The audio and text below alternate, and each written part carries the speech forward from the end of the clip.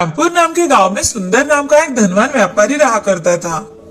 उसकी पत्नी का नाम था शीला और उसकी बेटी का नाम था प्रिया। प्रिया दिखने में जितनी सुंदर थी उतनी ही स्वभाव से अच्छी थी। प्रिया की सहेली का नाम था सुहानी। सुहानी माली की बेटी थी। वो बहुत ही मेहनती लड़की थी। दिन भर दोनों सहेलियां एक साथ ही वक्त बिताया करती थी, एक साथ खेला करती थी। एक दिन सुहानी की तबीयत अचानक से खराब होने के कारण वो स्कूल में नहीं गई। इसीलिए प्रिया भी स्कूल में नहीं जाना चाहती थी। प्रिया मन ही मन अपने माँ पिताजी से झूठ बोलने का सोचती है। वह झूठ मूठ का पेट दर्द का नाटक करने लगती है। प्रिया अपनी माँ शीला से, माँ, मेरे पेट में बहुत दर्द हो रहा है। क्या हुआ मेरी बच्ची को? पेट में ऐसे अचानक से दर्द कैसे शुरू हो गया? चलो तुम्हें अस्पताल लेकर जाती हूँ। नहीं माँ, मुझे स्कूल में जाना है। अस्पताल में बाद में जाएंगे। आज तुम स्कूल में मत जाओ, घर पर ही थोड़ा आराम कर लो। ठीक है माँ। प्रिया तुम आराम करो, मैं तुम्हारे लिए सूप और दवाई लेकर आती हूँ। जी माँ। ऐसा कहकर शीला प्रिया के लिए सूप लेने चली जाती है। तभी प्रिया अपने आप से, मैंने आज मेरी माँ से झूठ बोलकर अच्छा नहीं किया, मगर इस झूठ से मुझे कितनी खुशी मिली है। मुझे आज पूरा दिन आराम करने को मिला, ऊपर से पढ़ाई का टेंशन भी नहीं। ऐसा सोचकर प्रिया पूरा दिन आराम करती है। उस दिन से प्रिया को जैसे झूठ बोलने की आदत पड़ गई। वो हमेशा झूठ बोला करती थी। उसके झूठ के कारण बहुत लोगों को तकलीफ हुआ करती थी, मगर उसे कोई फर्क नहीं पड़ता था। एक दिन प्रिया गार्डन में घूम रही थी, तभी उसका पैर कीचड़ में चला गया। तो प्रिया माली से, तुम्हें दिखाई नहीं देता? यहाँ कीचड़ जमा हुआ है, पहले इसे साफ करो। तुम तो कुछ काम के ही नहीं हो। ऐसा कहकर प्रिया गुस्से से अपने पिताजी के पास चली जाती है और सुंदर से, पिताजी देखिए तो, इस माली ने गार्डन में कितनी गंदगी फैला कर रखी है। बेटी, माली चाचा हमारे बहुत पुराने और बहुत वफादार है। उनकी वजह से ही तो हमारी बाग इतनी अच्छी रहती है। ये आज से यहाँ काम नहीं करेंगे, इन्हें निकाल दीजिए पिताजी। प्रिया की बातें सुनकर सुंदर बहुत दुखी होता है, क्योंकि माली उनके बहुत पुराने और वफादार नौकर थे। तभी सुंदर माली से, माली चाचा, आज से आप हमारे खेतों का काम देख लीजिए, बाग का काम कोई और देख लेगा। जैसा आप कहे मालिक। ऐसा कहकर माली वहां से चला जाता है। प्रिया उसके स्वभाव के विपरीत ही वर्तन किया करती थी। जैसे जैसे प्रिया बढ़ने लगी, वैसे वैसे उसकी झूठ बोलने की आदत भी बढ़ती गई। उसे हमेशा से लगता था कि वो झूठ बोलने के कारण ही उसकी सारी इच्छाएं पूरी हो जाती है। एक दिन सुंदर को प्रिया हमेशा दूसरों से झूठ बोलती है, ये बात पता चलती है। ये सुन सुंदर और शीला बहुत दुखी हो जाते हैं। सुंदर शीला से, शीला, प्रिया ऐसे ही हमेशा झूठ बोलती रही तो उसका क्या होगा? ये इतना बड़ा कारोबार कैसे संभाल पाएगी? जी, मुझे भी यही चिंता खाई जा रही है। शीला, मुझे लगता है हमें प्रिया को थोड़ा समय देना चाहिए। क्या पता इस थोड़े समय में उसके स्वभाव में बदलाव आ जाए। हाँ, ये आपका अच्छा विचार है, हम ऐसा ही करेंगे। ऐसा कहकर शीला और सुंदर प्रिया को थोड़ा समय देने का सोचते हैं। ऐसे ही कुछ वक्त बीत जाता है, मगर प्रिया के स्वभाव में थोड़ा भी परिवर्तन नहीं आता। ये देख सुंदर चिंतित रहने लगता है। तभी वो एक फैसला लेता है और अपने खास आदमियों को बुलाकर उनसे, मेरे साथियों, मेरा कारोबार बहुत बड़ा है, ये सब आप जानते हैं, और मुझे अब ये संभालने के लिए कोई नौजवान चाहिए, और मैं ये चाहता हूँ कि वो नौजवान आप में से ही हो। सेठ जी, आपका इतना बड़ा कारोबार संभालने के लिए आपकी बेटी तो है ना?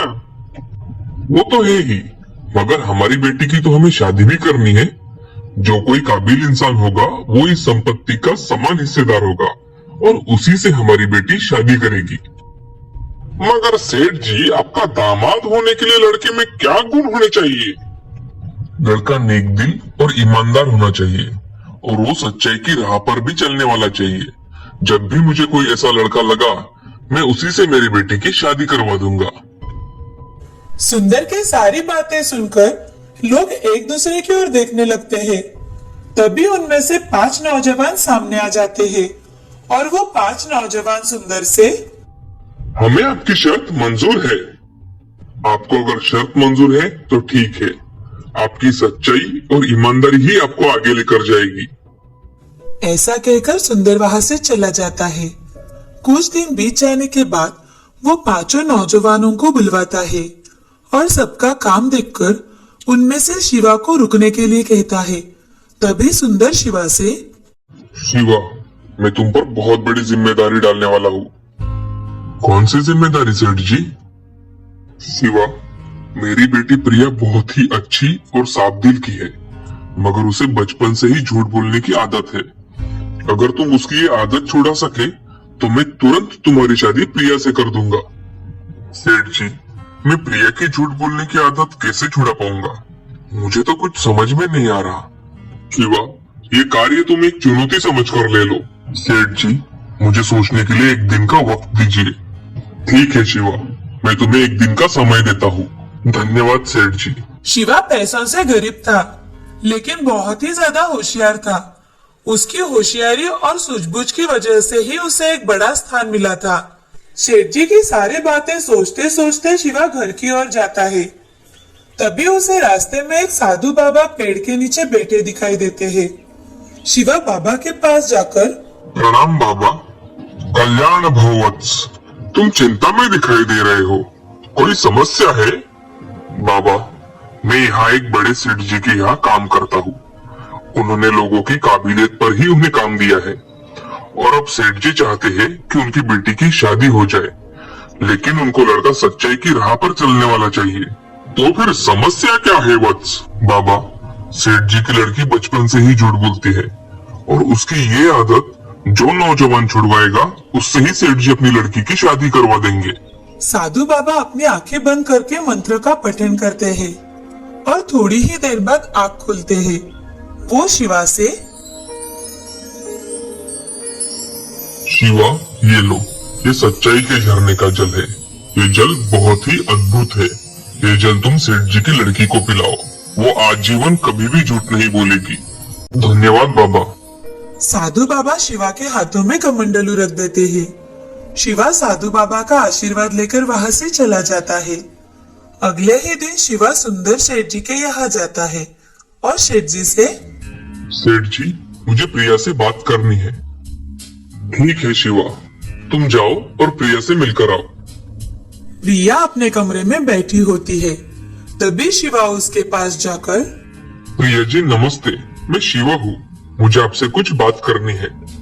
हाँ कहिए। आपके पिताजी ने मुझे बताया कि आप हमेशा झूठ बोलती हैं, क्या ये सच है? नहीं, मैं कभी भी झूठ नहीं बोलती। प्रिया जी, आप तो अभी भी झूठ बोल रही है। एक झूठ छुपाने के लिए इंसान को बहुत झूठ बोलने पड़ते हैं। शिवा प्रिया को सच्चाई के झरने का जल देता है और उनसे, अच्छा प्रिया जी, अगर मैंने दिया हुआ जल अगर आपने पी लिया तो आप आजीवन झूठ नहीं बोल सकती। ऐसा कभी होता है क्या? ये सब झूठ होता है। नहीं, ये बिल्कुल सच है। आप इसे पीकर देखिए। अच्छा ठीक है। ऐसा कहकर प्रिया सच्चाई के झरने का जल पी लेती है और शिवा से, देखो कुछ हुआ है क्या? मैं कभी भी झूठ नहीं बोलती। शिवा प्रिया की बातें सुन अचरज में पड़ जाता है और प्रिया से, आपने बचपन में कब कब झूठ बोला है? हाँ, मैं हमेशा झूठ बोलती थी, मगर आज से बिल्कुल झूठ नहीं बोलूंगी। ऐसा कहते ही शिवा बहुत खुश हो जाता है और सेठ जी से आकर, सेठ जी, आज से प्रिया जिंदगी भर कभी भी झूठ नहीं बोलेगी। अरे ऐसा क्या हुआ कि मेरी बेटी तुमसे बात करने के बाद झूठ नहीं बोलेगी? शिवा सुंदर जी को सारी सच्चाई बताता है। यह सुन सुंदर को बड़ा ही आश्चर्य हो जाता है। वो बहुत खुश होता है। तभी सुंदर शिवा से, सच में शिवा, तुमने बहुत बड़ा कार्य करके दिखाया है, मैं बहुत खुश हूँ। और सुंदर शिवा को गले लगा लेता है और उसका दिल से धन्यवाद भी देता है। कुछ ही दिनों बाद सुंदर अपने कहे अनुसार शिवा और प्रिया की शादी बड़े धूमधाम से कर देता है। सुंदर अपना सारा कारोबार शिवा को सौंप देता है और प्रिया भी उसकी उसमें मदद कर देती है। दोनों भी तरक्की करते हैं। जब से प्रिया ने सच्चाई का जल पिया, तब से वो कभी भी झूठ नहीं बोल पाई। इस कहानी से हमें ये सीख मिलती है कि जिंदगी में चाहे जितनी भी कठिनाई आए, हमें झूठ नहीं बोलना चाहिए। एक झूठ हमेशा 100 झूठ बोलने के लिए मजबूर कर देता है। हमेशा सच्ची बोलना चाहिए।